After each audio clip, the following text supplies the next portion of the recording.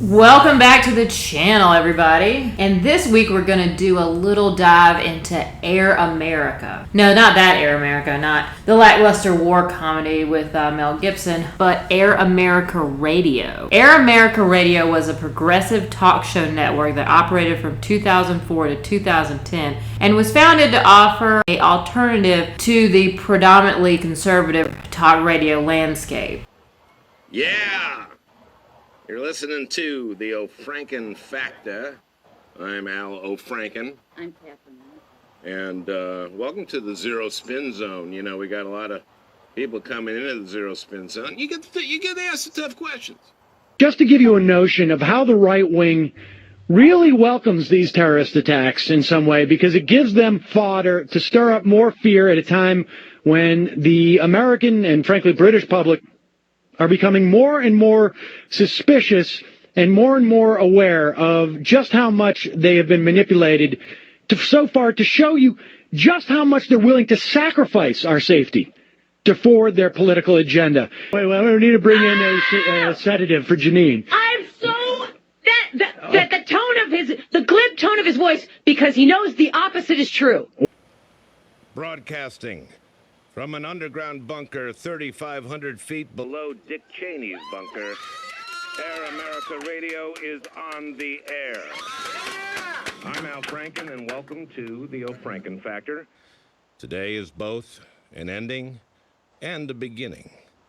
An end to the right-wing dominance of talk radio, the beginning of a battle for truth, a battle for justice, a battle indeed for America itself. The bad communication and trust breaking down between us and the Iraqi government. It turns out we're actually using our spy satellites, the satellites that are supposed to be spying on the enemies of America, to track the movements of the Iraqi military, who are supposedly our allies. Boy, that's trust. Hey, let's take a short commercial break. We're going to be right back, Matt. Okay, sounds good. We'll be right back. Stay with us. Mike Papantonio and Bobby Kennedy on Ring of Fire right here on Air America Radio. Heads up. People ask me, Woody, how's McCain doing? I gotta say, McCain's doing it right. He knew his campaign was heading in the wrong direction, so he hired a new political director, Mike DeHame, who ran my campaign. And we all know how great my campaign went, huh? What the hell's McCain thinking? I know, let's hire the guy who ran one of the worst campaigns in history. What was Mark Penn busy? Friggin' idiot.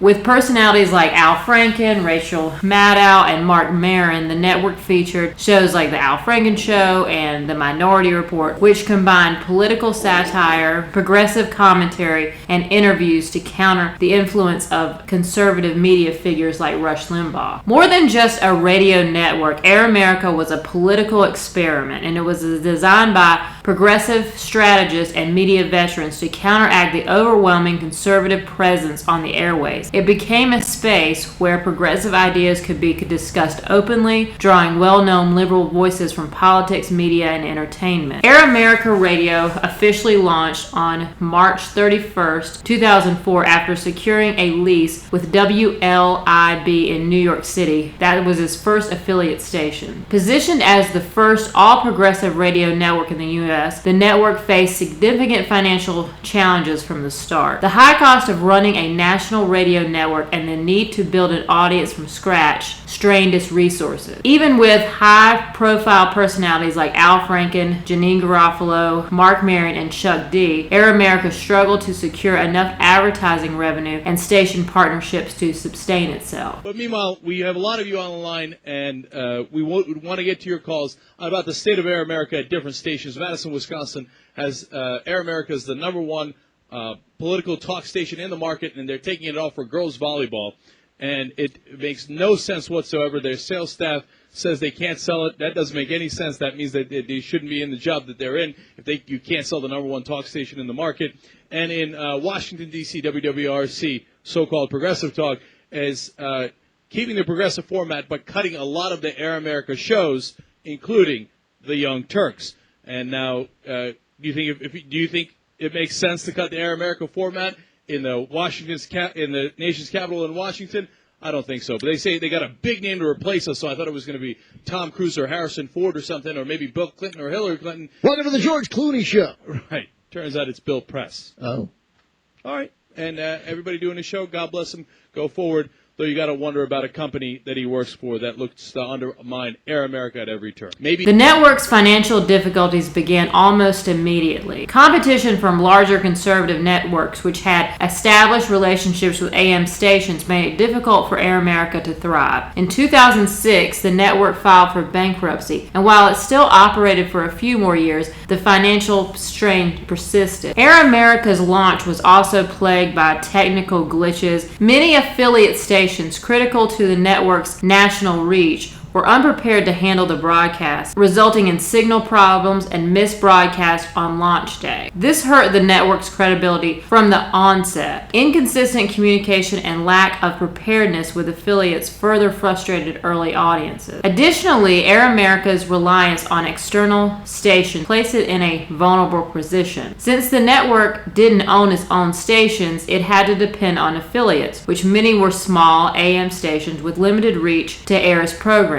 This limited control over its broadcasting infrastructure, coupled with technical failures, led many affiliates to drop Air America in favor of more reliable or more profitable alternatives like sports or conservative talk shows. The network aimed to provide a platform for underserved liberal audiences, focusing on discussions of the Bush administration's policies, social justice issues, and political strategy. Despite the high-profile talent, Air America faced challenges including inconsistent station availability, technical issues, and management issues. Hollywood's left-leaning celebrities eager to counter conservative media narratives also rallied behind the network. In 2006, the network filed for Chapter 11 bankruptcy. Although it continued to operate for a few more years, its inability to secure substantial commercial backing and the fact that it didn't own its own stations put a major disadvantage compared to its conservative competitors, who often had syndication deals with powerful networks like Clear Channel. Despite their ambitions, Air America's financial instability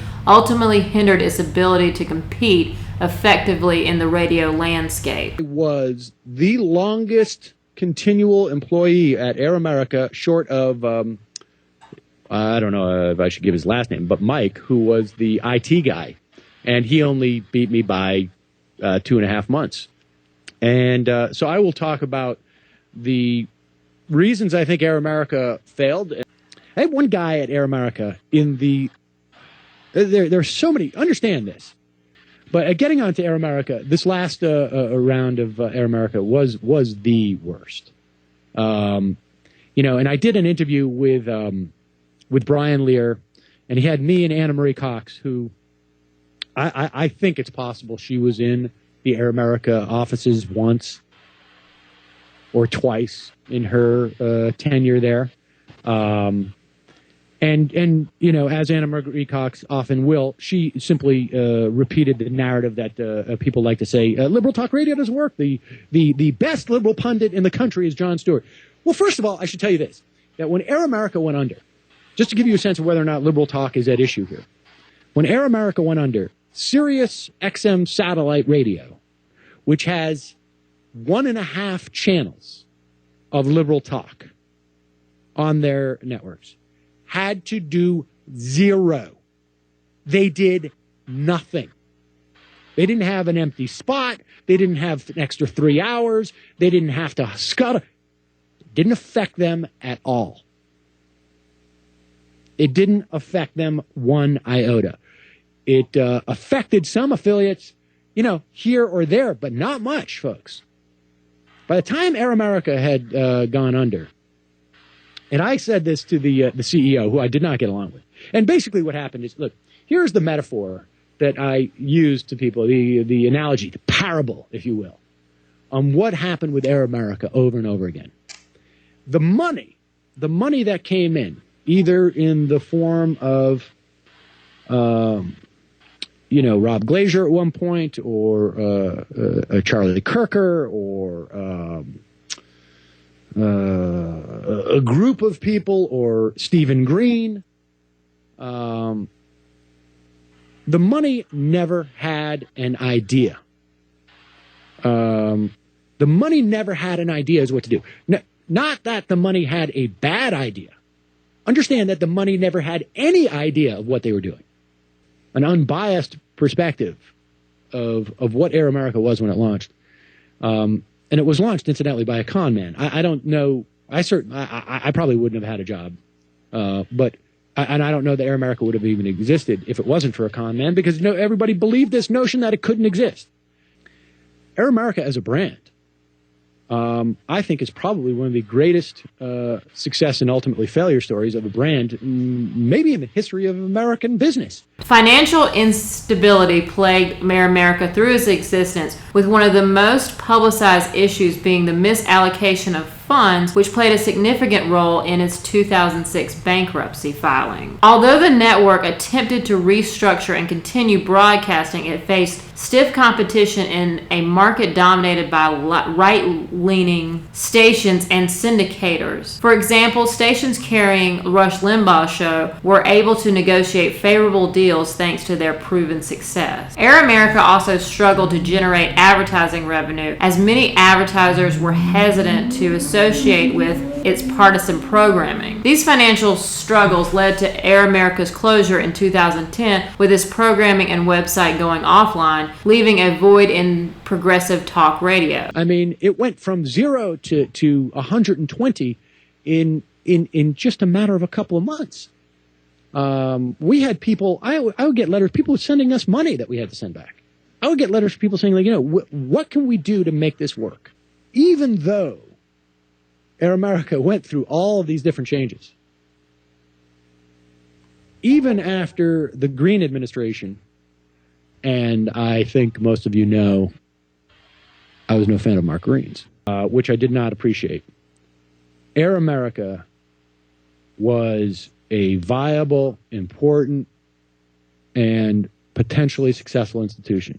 While progressive talk radio found popularity among certain demographics, it struggled to attract national advertisers. Many companies were reluctant to advertise on a network with this political leaning, fearing backlash. This made it difficult for Air America to generate sufficient advertising revenue to sustain its operation. The network's reliance on smaller, lower-rated AM stations further limited its reach. Many of the stations that initially picked up Air America's programming were not prominent. Conservative stations had long-standing syndication deals that Air America could not easily break into, and convincing stations to switch programming proved to be an uphill battle. Over time, Air America lost its affiliates to other formats, including sports and conservative talk. Even stations that initially supported progressive talk, such as WXXM in Madison, Wisconsin, eventually faced pressure to switch to more profitable programming. It's attempted to make the network non-liberal, non-political. I don't know what. And I said, I read an interview you gave or a panel that you moderated, where you said that to exist in this media market, you need to be the est of something. You need to be a superlative. You need to be the most. And I said, what would you say Air America is the most of? He said, well, our website is going to be the most liberal. They spent 9 months to develop a new website that launched 4 months after back-end capabilities, and then they shut down 6 weeks later. But he said, our website's going to be the most liberal. And I said, that's what's amazing. That's what's really impressive, because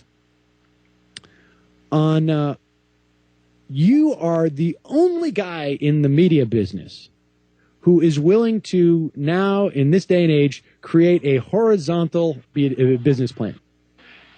You got your website over here. You got your radio show over here. They won't combine. They won't cross-promote. You should open up a shoe store, too, and make sure you never advertise on either one of those outlets. And then he went on to give me his spiel about why Air America failed.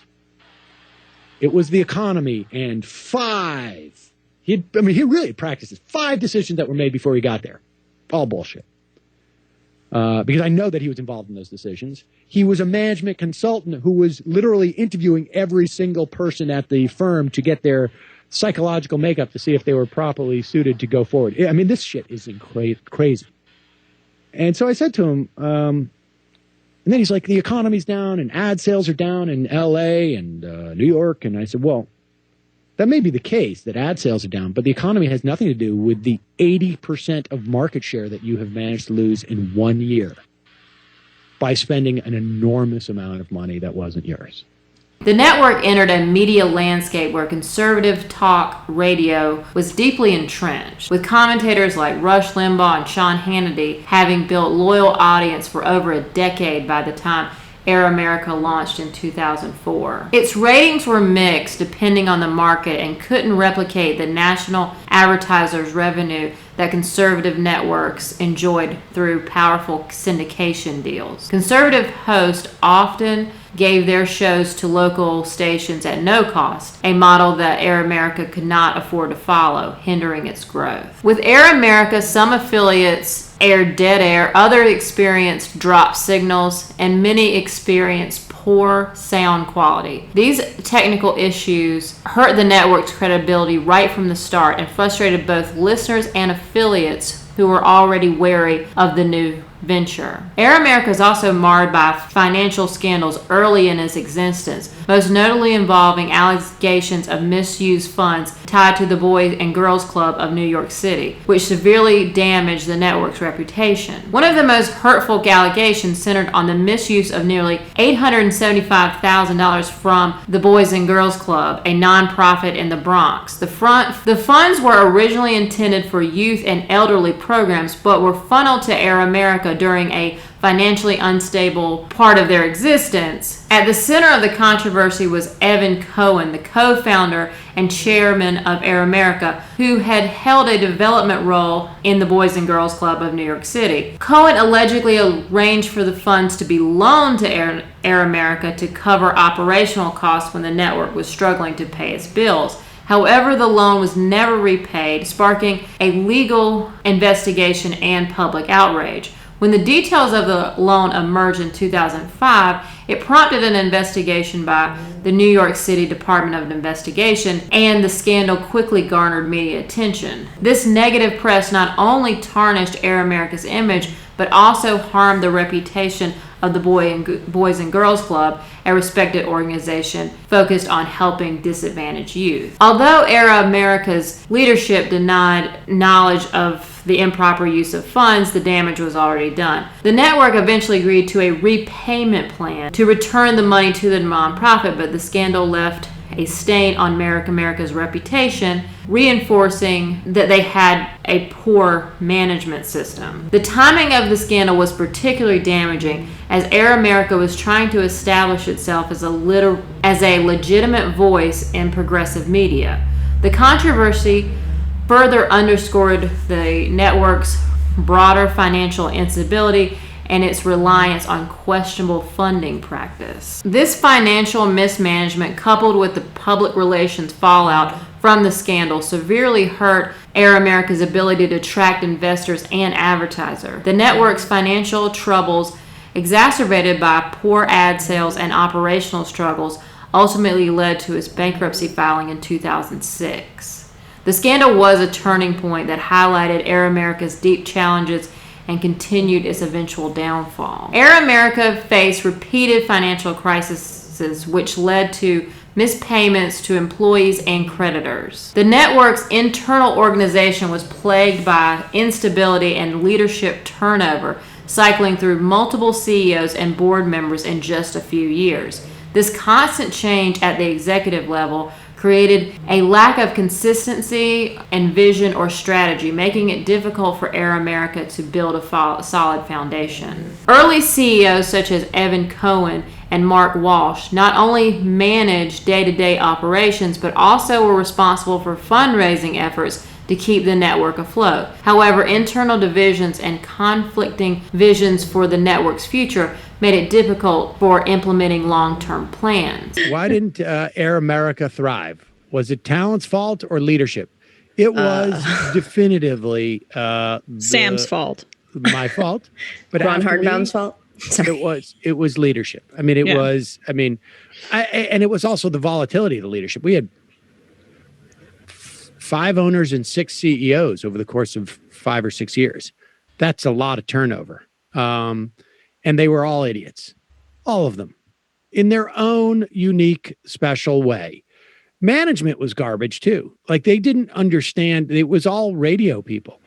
And radio people were not terribly savvy. The rapid turnover in leadership meant that the network was unable to maintain a steady course, further undermining the morale of the company and the affiliates. Evan Cohen was one of the co-founders and first chairman of Air America, and he played a key role in launching Air America, but he also played a key role in the Boy and Girls Club scandal, which led to his resignation. His departure marked the beginning of Air America's leadership troubles. After leaving, Cohen has largely stayed out of the public eye and has not resurfaced in the media industry. Mark Walsh was experienced in media from his time at AOL and the Democratic National Committee, but left within a few months frustrated by the internal division. Walsh returned to digital media and politics after Air America, becoming a venture capitalist and working on Democratic campaigns.